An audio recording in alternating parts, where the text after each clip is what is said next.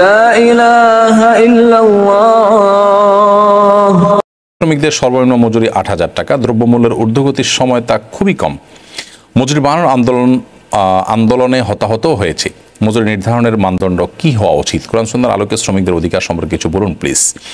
দেখুন, খুবই দুঃখজনক একটি বিষয় যে আমরা শ্রমিকদেরকে যে যেখান থেকে পারি যেভাবে পারি আমরা ঠকাই। বিশেষ করে পোশাক শ্রমিকদের বিষয়টা অনেক বেশি আলোচনা চলছে এবং বিভিন্ন সময় আলোচনা উঠে আসে।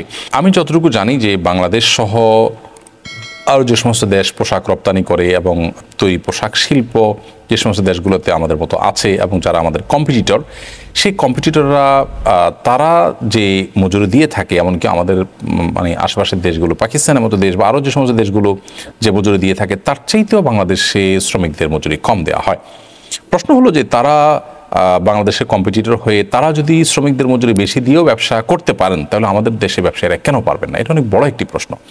যদিও আমাদের গার্মেন্টস মালিকদের অনেকেই তাদের ব্যবসা টিকিয়ে রাখতে পারছেন না নানান চ্যালেঞ্জের কারণে, বৈশ্বিক চ্যালেঞ্জ, ডলার সংকট এবং নানা রকমের সমস্যার কারণে, সেটা আমরা জানি। তাদের প্রতি সেই সিম্প্যাথি আমাদের আছে, আমরা দোয়া করি তাদের সমস্যা আল্লাহ তাআলা দূর করুন। কিন্তু সেই সাথে তাদের পরিবারগুলো তো নিশ্চয়ই ভালোভাবে থাকার চেষ্টা করে, সেক্ষেত্রে তাদের অধীনস্থ শ্রমিকরাও যেন ভালো থাকেন সে চেষ্টা তাদের করা উচিত। যদিও আমি ব্যক্তিগতভাবে অনেক গার্মেন্টস মালিককে জানি যারা তাদের অধীনস্থ শ্রমিকদের ভালোভাবে বেঁচে থাকার জন্য অনেক উদ্যোগ গ্রহণ করেন। তাদের জন্য উত্তরবঙ্গ থেকে চাল নিয়ে আসেন, পরিপূর্ণ চালটা একেবারে পাইকারি দামে, ভালো চালটা তারা অনেক কম দামে দিয়ে থাকেন।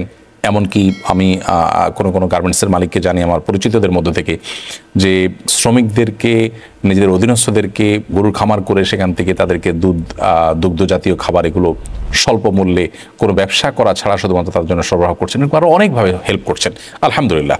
সেরকম ভালো মানুষও যেমন আছেন, সেই সাথে আমাদের পোশাক শ্রমিকরা অনেক ক্ষেত্রেই অনেক কোম্পানি দ্বারা প্রতারিত হচ্ছে, কোথাও ঠকছে, কোথাও তাদের বেতন বাকি থাকছে। আর সবচেয়ে বড় কথা হলো ন্যূনতম যে মজুরি থাকা উচিত সেটা নেই আমাদের সমাজে। এটা কোনোভাবে গ্রহণযোগ্য না। আপনি যদি কোরআন হাদিসের কথা বলেন, তাহলে কোরআন হাদিসের কথা বলে তো অনেক বড় কথা বলতে হবে। আর সেটা হলো নবী করিম সাল্লাল্লাহু আলাইহি ওয়াসাল্লাম বিদায় হজের ভাষণে আমাদেরকে যে বিষয়গুলো ব্যাপারে সাবধান করেছেন, তবে একটা হলো আমাদের অধীনস্থ, আমাদের কর্মচারী যারা আছেন তাদের ব্যাপারে আমরা যেন দায়িত্বশীল হই। তিনি বলেছেন যে ইখওয়ানুকুম খাওয়ালুকুম, তোমাদের যে সমস্ত ভাই আছেন তারাই তোমাদের সেবক বা তারাই তোমাদের কর্মচারী হয়েছেন, অর্থাৎ এই লোকগুলো তোমাদেরই ভাই, আদম সন্তান, তোমাদের মতোই মানুষ তারা। জালাহুমুল্লাহ তাহতা আইদিকুম, আল্লাহ তাআলা তাদেরকে তোমাদের অধীনস্থ করে দিয়েছেন।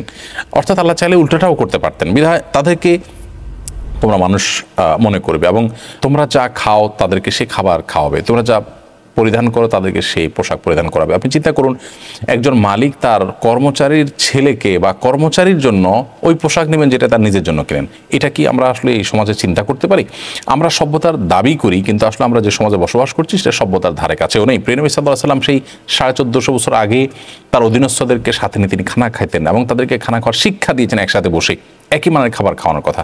তো সেখানে পোশাক শিল্পের মালিক যারা আছেন গার্মেন্টসের, তারা নিজেরা যে মানের খাবার খান সেই মানের খাবার না হোক, এই বাজারে খাবার খেয়ে বেঁচে থাকতে তাদের মানে কত টাকা লাগে তারা তো জানেন, যে মিনিমাম কত টাকা লাগে, সেই টাকাটা অন্তত প্রোভাইড করা বা সেই টাকাটা অন্তত দেওয়া, এটা শ্রমিকদের প্রাপ্য, তাদের অধিকার। অতএব সেটা তাদেরকে দেওয়া উচিত।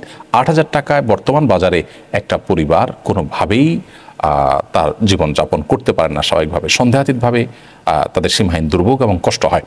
আমার কথা হলো যে গার্মেন্টস মালিকরা যদি শ্রমিকদের ন্যায্য অধিকার দিয়ে তাদের ব্যবসা চালাতে কষ্ট হয়, হিমশিম খায়, তাহলে সেক্ষেত্রে রাষ্ট্র এবং সরকার এই পোশাক শিল্প থেকে যে আসা রেমিটেন্স টাকা তার দ্বারা উপকৃত হচ্ছে। অতএব তাদের জন্য ভর্তুকি দিবে, বিভিন্ন রকম সুযোগ সুবিধা দিবে, তারপরও শ্রমিকরা যেন বলির পাঠা হতে না হয়, অর্থাৎ এই সমস্যাটা যেন তাদের উপরে বর্তানো না হয়, তাদের জন্য মিনিমাম মজুরি দেওয়া হয়, সেটা আমাদের দেখা কর্তব্য। নবী সাল্লাল্লাহু আলাইহি ওয়াসাল্লাম অধীনস্থদের বা কর্মচারীদের পারিশ্রমিক, তাদের মজুরি, তাদের ঘাম শুকাবার আগে আগে দিয়ে দিতে বলেছেন। সেটি মাসকে মাস আমরা অনেকে বাকি রাখছি। অনেক মালিক আছেন যে নিজে হজ করছেন, ওমরা করছেন, নিজের প্রপার্টি করছেন। আমি চিনি এরকম অনেককে যারা নিজের সন্তান সন্ততি নিয়ে দেশ বিদেশ ঘুরছেন, লক্ষ লক্ষ টাকা উড়াচ্ছেন, অথচ শ্রমিকদের টাকাটা সঠিকভাবে দিচ্ছেন না। সন্দেহাতীতভাবে এগুলো জুলুম, আর জুলুমের বিচার কিন্তু আল্লাহ তাআলা করবেন।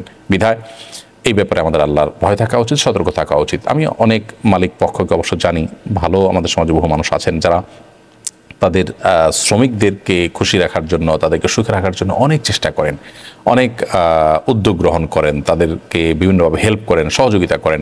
এমনকি করোনার সময় আমি অনেক প্রতিষ্ঠানের মালিককে জানি যে সব বন্ধ ছিল, এরপরও শ্রমিকদের বেতন অব্যাহত রেখেছেন এবং বলেছেন যে পুরো বেতন দিতে না পারি, যতটুকু পারি ততটুকু দিব, আমরা সবাই মিলেজুলে ভাগ করে খাবো।